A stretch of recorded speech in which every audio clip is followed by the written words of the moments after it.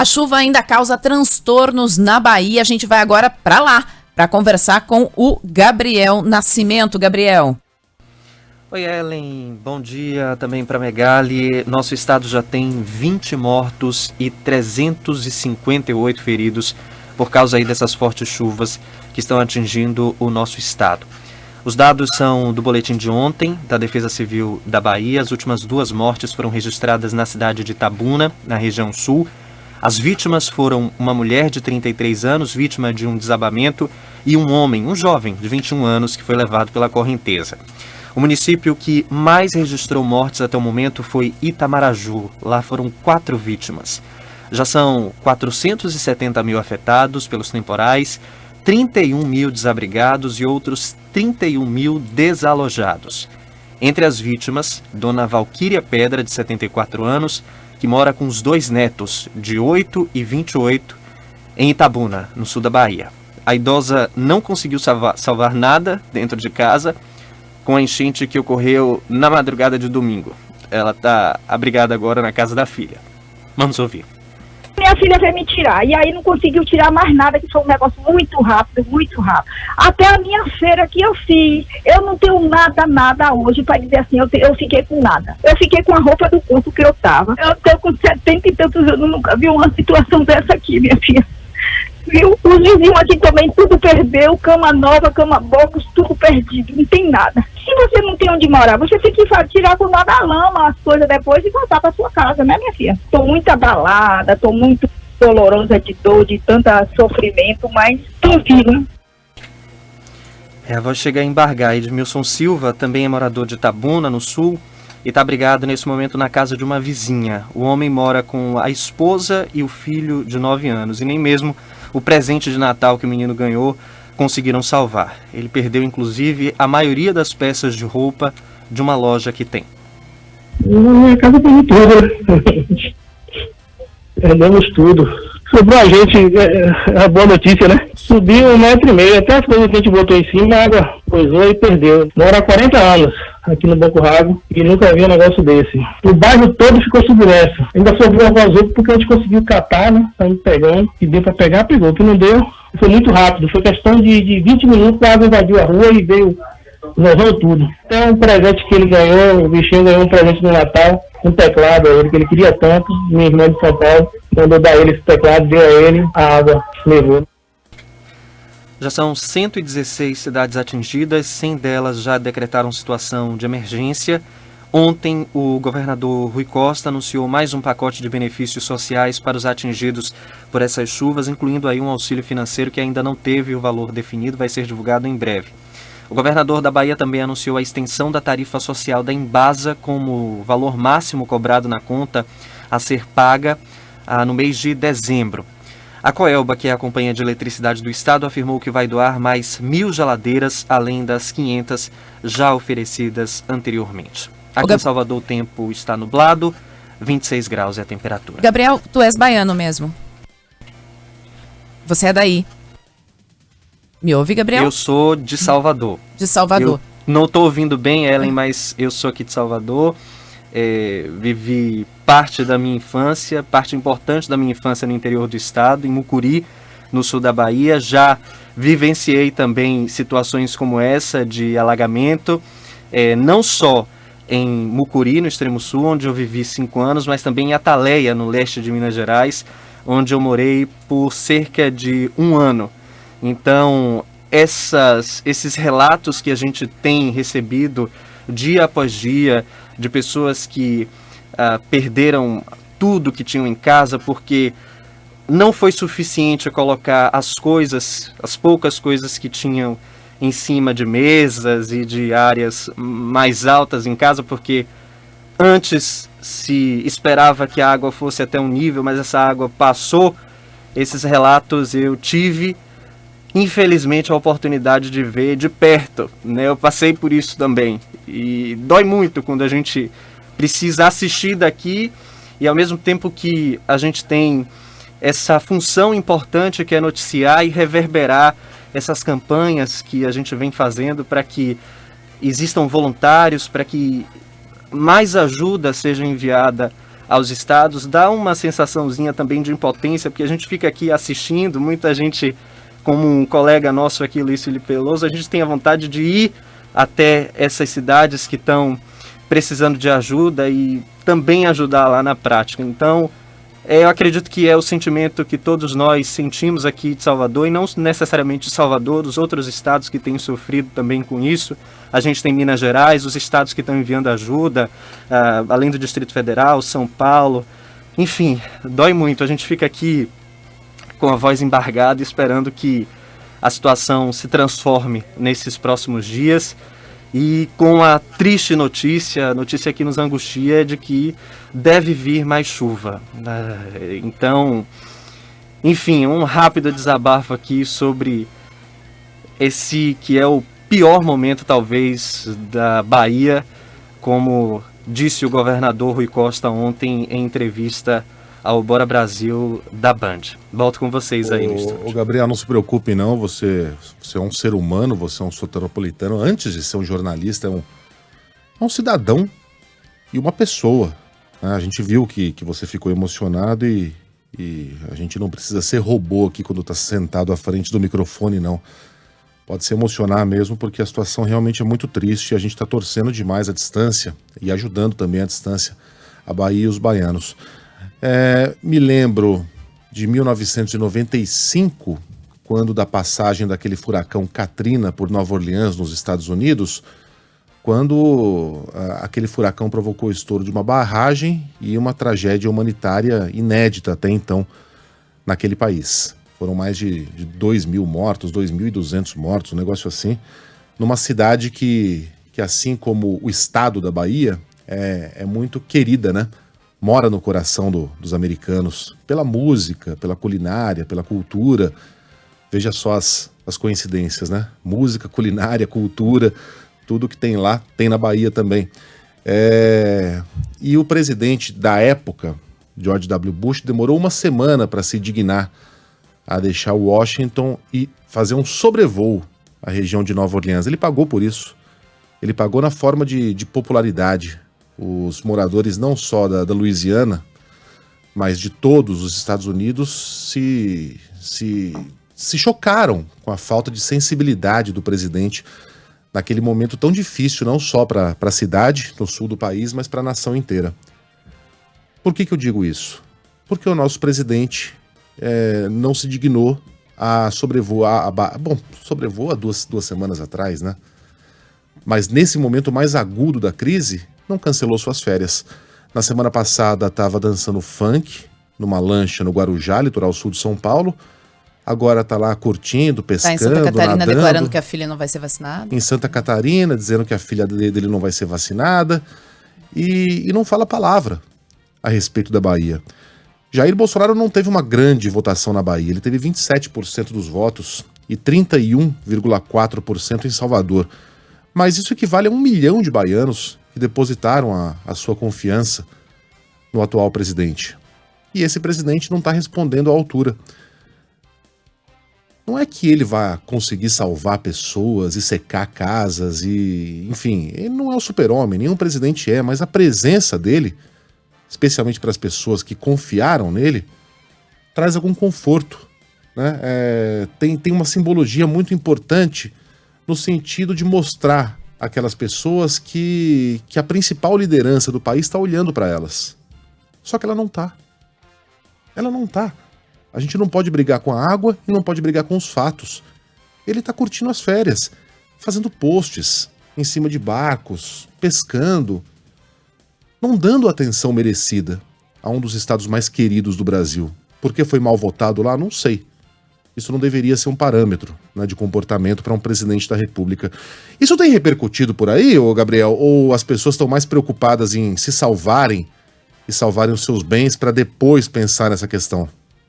Megali é a segunda opção. As pessoas têm se preocupado mais em salvar o pouco que tem e deixam essas observações de lado. Obviamente que existem aqueles poucos que se lembram, né? Poxa vida, tá faltando algo. Porque ao mesmo tempo que o governo federal anuncia o envio de recursos, diz que tem se mobilizado para ajudar essas famílias. Hoje cedo, o Ministério do Desenvolvimento Regional emitiu uma nota falando sobre a vinda do ministro aqui para a Bahia, para a região sul, e compartilhando com o Pompa, que já havia contribuído aí com os 19 milhões de reais para essas famílias. Mas falta um pouco, né? É o sentimento entre algumas poucas pessoas. A maior parte não. A maior parte está focada em juntar os cacos, né? Principalmente naquelas cidades onde a água subiu muito, como foi em Itabuna, o rio Cachoeira que corta a cidade subiu até 9 metros, e aí entre ontem e hoje essa água baixou, e as pessoas que tiveram que sair correndo puderam voltar e ter noção do prejuízo. Ontem aqui a gente viu um vídeo de uma vendedora numa área central da cidade, Avenida Cinquentenário, em Itabuna, que ela simplesmente entrou na loja que ela trabalhava, olhou o cenário em volta e chorou. Não quis falar, não quis... Enfim, ela simplesmente sentou e chorou. Então, a gente vê que as pessoas nesse momento estão preocupadas mais em organizar ou tentar organizar essas vidas, e ainda com aquele sentimento de, poxa, eu ainda vou ter mais dor de cabeça, porque apesar de o governo informar que vai emitir o auxílio gás, tem uma observação: o auxílio gás de R$ 52,90 ele é dado a famílias que já estão cadastradas para o Auxílio Brasil, aquelas que fizeram o recadastramento do Cade Único, as que recebiam o Bolsa Família. Há muito pouco tempo a gente falou aqui na Band News FM sobre a demora e a burocracia, as pessoas que não estavam conseguindo fazer o recadastramento do Cade Único, ou seja, talvez esse suporte tão importante nesse momento não chegue para todas essas famílias. O governo do estado tem se mobilizado também, como eu falei, existe a doação de geladeiras, existe 5 bases de apoio aqui espalhadas pela Bahia, mas dá para ser feito mais em vários âmbitos, né, para que essas pessoas não se sintam à margem da sociedade.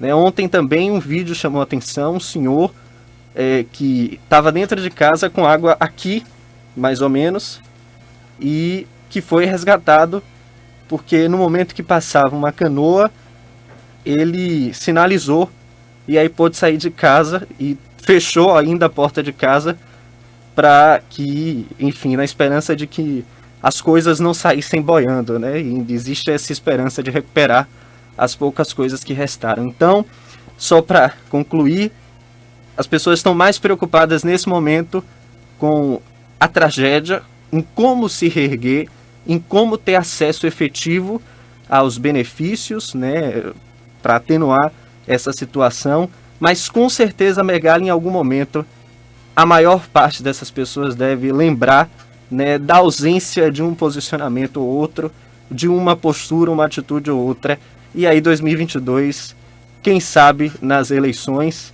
né, a resposta seja dada para o bem ou para o mal.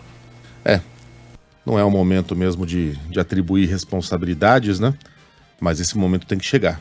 É importante que quando a gente tem uma situação mais estabilizada, a gente lembre de quem esteve ao lado da Bahia, de quem esteve ao lado do Brasil nesse momento tão difícil. Até porque, obrigado, viu, Gabriel? Até porque tem muita chuva também em outras partes do Brasil, em Goiás, no Piauí, Manaus, Minas Gerais. Tem muito repórter pendurado. A gente vai começar por Goiânia, de onde fala a Rosane Kotoski. Tá chovendo muito por aí, Rosane? Bom dia para você. Bom dia, Ellen. Olha, nesse momento aqui em Goiânia agora não chove, mas eu consigo ver aqui o céu tá bem nublado, ventando, e possivelmente daqui a pouquinho vai começar a chover. Tem um alerta, inclusive, para o estado de Goiás e principalmente para a região Nordeste, que é de onde a gente vai começar a falar agora, um alerta do IMET, que traz aí esse alerta de tempestade, vento forte, chuvas entre 30 e 60 milímetros por hora para aquela região do Nordeste, ou entre 50 e 100 milímetros por dia.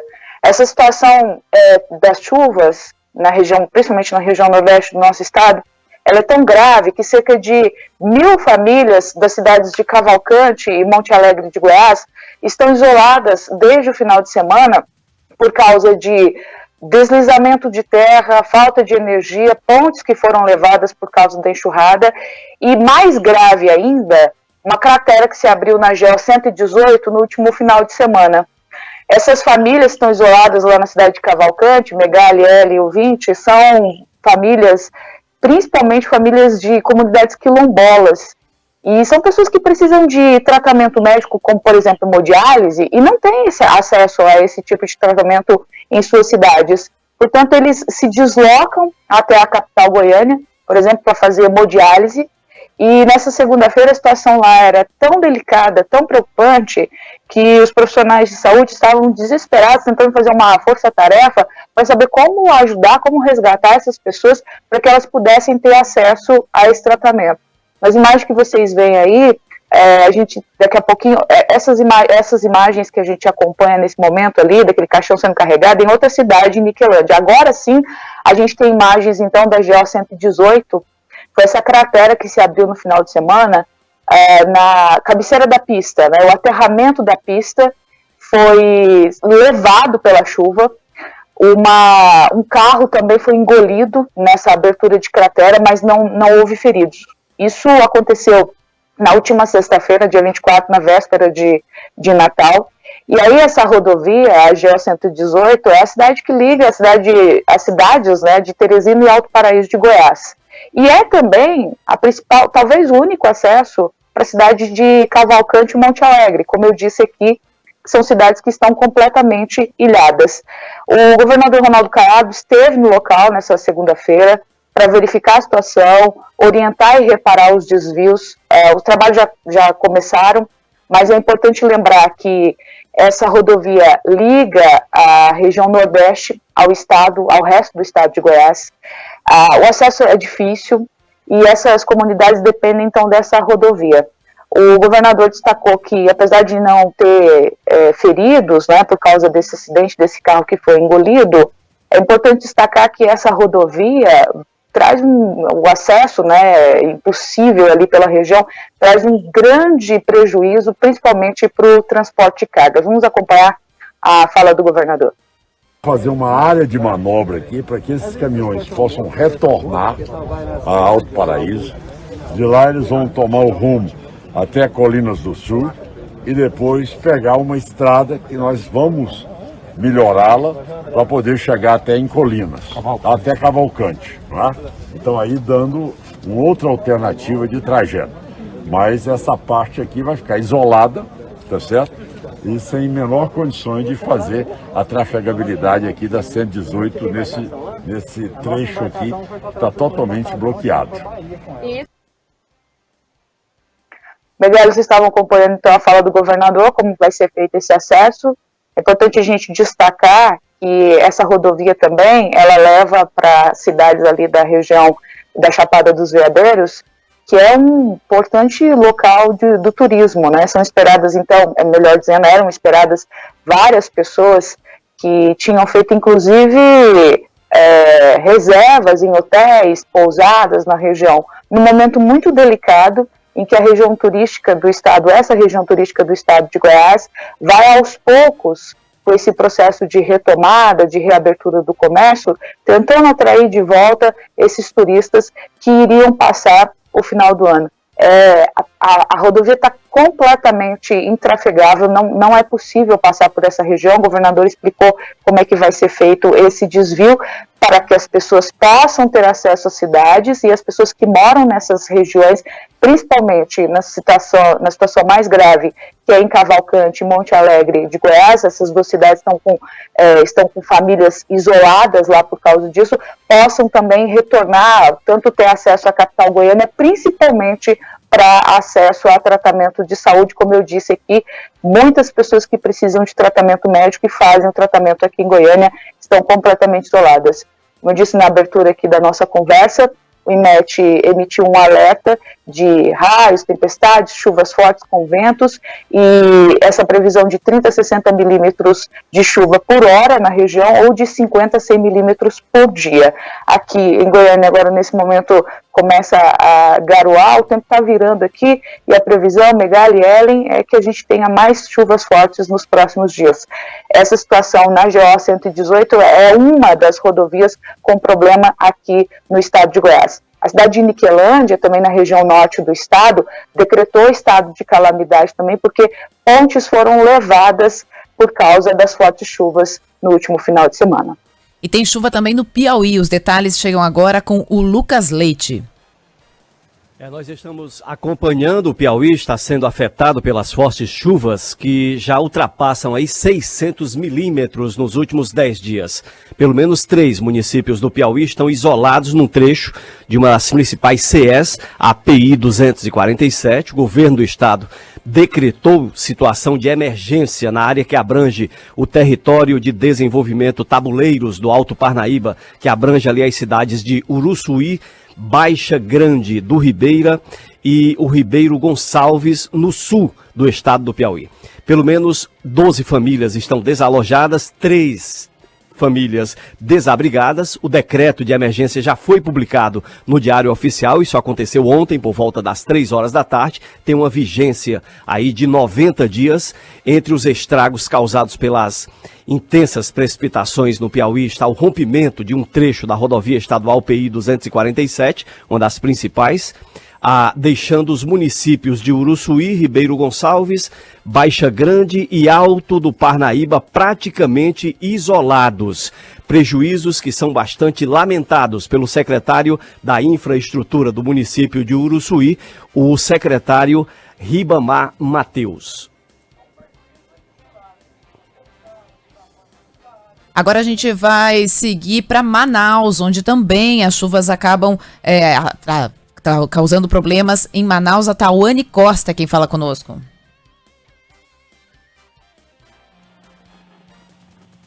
Tawane Costa aqui agora.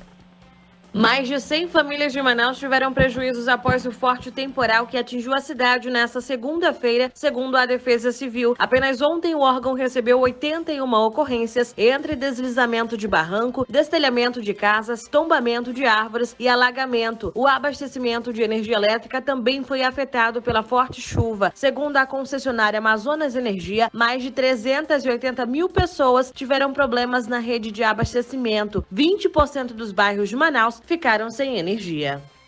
Está conosco a Paula Soares, a nossa jornalista de meteorologia. Ô, Paula, você traz algum alento para essas regiões que estão sofrendo tanto com a chuva, especialmente a Bahia? Bom dia para você, Paula. Bom dia, Megali. Bom dia, Ellen. Bom dia para todos. Só nesse mês de dezembro foram 3 corredores de umidade que se formaram nessa região, né? Para esse corredor de umidade se formar, que a gente chama de ZACAS, né?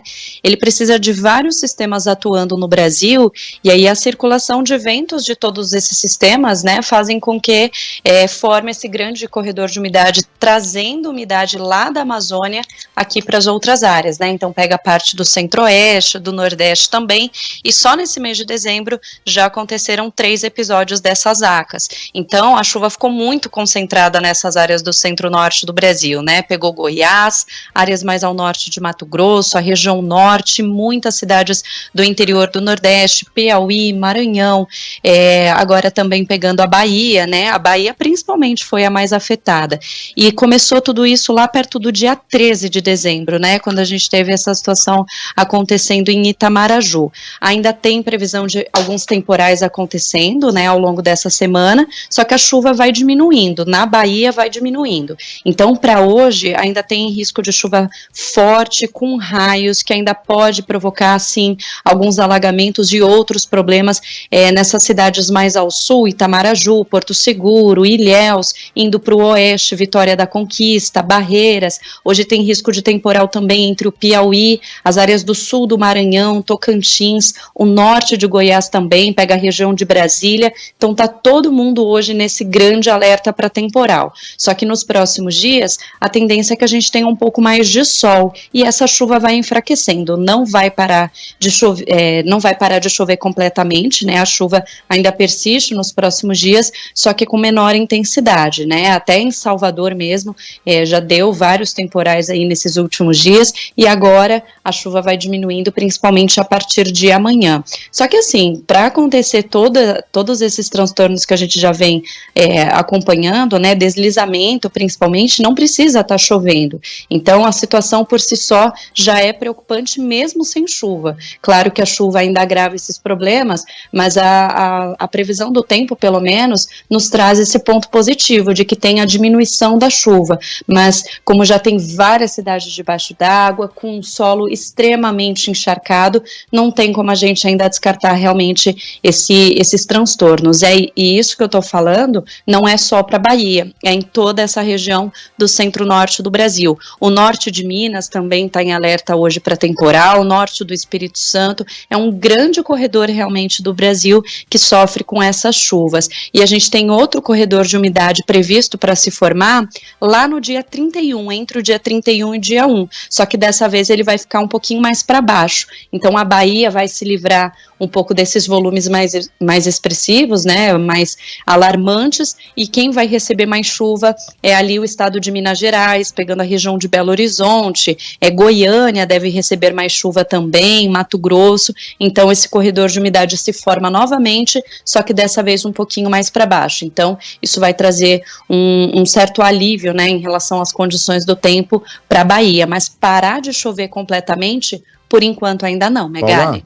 O que é ZACA? É Zona de Alta Convergência do Atlântico Sul? Não. É isso?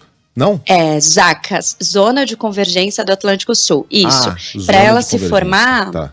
Para ela se formar, a gente precisa de vários fatores, né? Frente fria normalmente aqui na altura do Sudeste ou até chegando na Bahia. Tem uma circulação de ventos também na região Nordeste, chamada de VECAM, que é o vórtice ciclônico de altos níveis, e a alta da Bolívia, que é um sistema que se forma ali próximo à região Centro-Oeste, e aí todos esses sistemas meio que se conectam, né? A circulação de ventos desses três sistemas se conectam e fazem toda a umidade da Amazônia descer aqui para o Nordeste, até para áreas do norte e do sudeste. Então, por isso que todo o centro-norte do Brasil sempre recebe muita chuva com esses sistemas. E o que calhou de acontecer agora foram esses três sistemas, esses três episódios, né, do sistema que aconteceram só no mês de dezembro.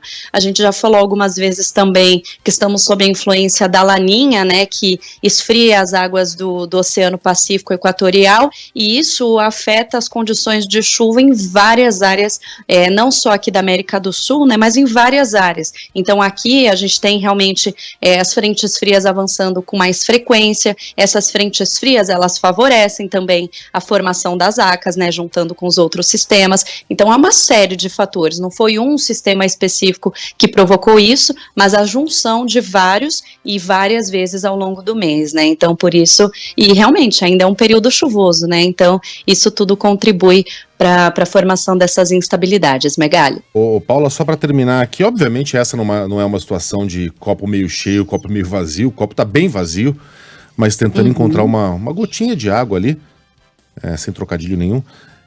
A gente pode pelo menos comemorar mais para frente a recuperação dos reservatórios? A chuva pelo menos está caindo no lugar certo?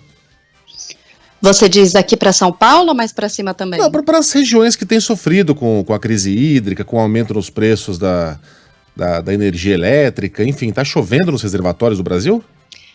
Mais ou menos, Megali, ainda tá faltando muita chuva, porque a gente teve o último período seco, né, não choveu muito, e agora no período úmido a gente tem tendência, a gente entrou agora no verão, a gente tem uma tendência que a chuva fique abaixo da média por várias áreas do Brasil, inclusive aqui em São Paulo ainda, e esse período é o que a gente acumula água para usar no próximo período seco. Então, se a gente já está com os reservatórios baixos, a chuva prevista é abaixo da média, a situação não está tão fácil assim. Aqui para São Paulo o que ajuda é que os sistemas agora são interligados, né, tem uma situação diferente em relação àquela crise que a gente sofreu, né, mas de qualquer forma, super confortável a gente também não está não. Estamos precisando de chuva e essa chuva ela ainda não está caindo em quantidade certa nos lugares certos, Megali, então a gente precisa ainda economizar água, infelizmente. Muito bem. Paulo Soares, um beijo para você, até daqui a pouquinho. Um beijo, até já.